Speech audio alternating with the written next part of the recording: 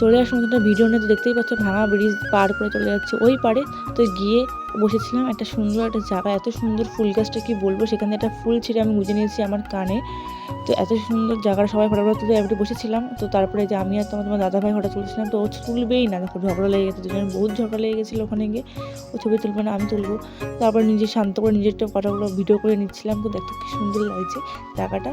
তো তারপরে যে আমার বন্ধুরা ফটো তুলে নিচ্ছিলো। তো তারপর অনেক কষ্ট মষ্ট করে ভিডিও করবে না, মানে করবেই না, তো অনেক কষ্ট মষ্ট করে ভিডিও করেছি। তারপরে এই যে সকাল আজ পর্যন্ত এগুলো করিয়েছি, আর কি করবো বলো।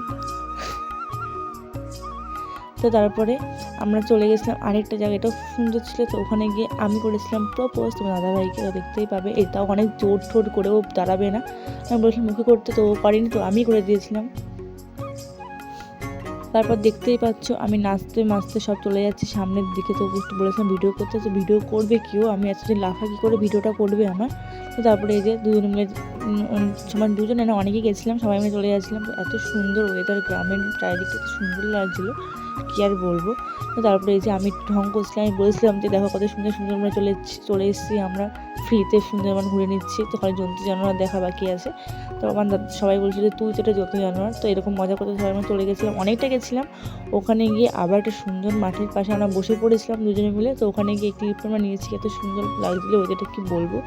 তো ভিডিওটা আছে আমাদের টাটা। তো জানি ভিডিও দেখতে ছিল না, তাও তোমাদের শেয়ার করলাম। তো টাটা, সবাই ভালো থেকো, সুস্থ থেকো, আর লাইক কমেন্ট করতে ভুলো না।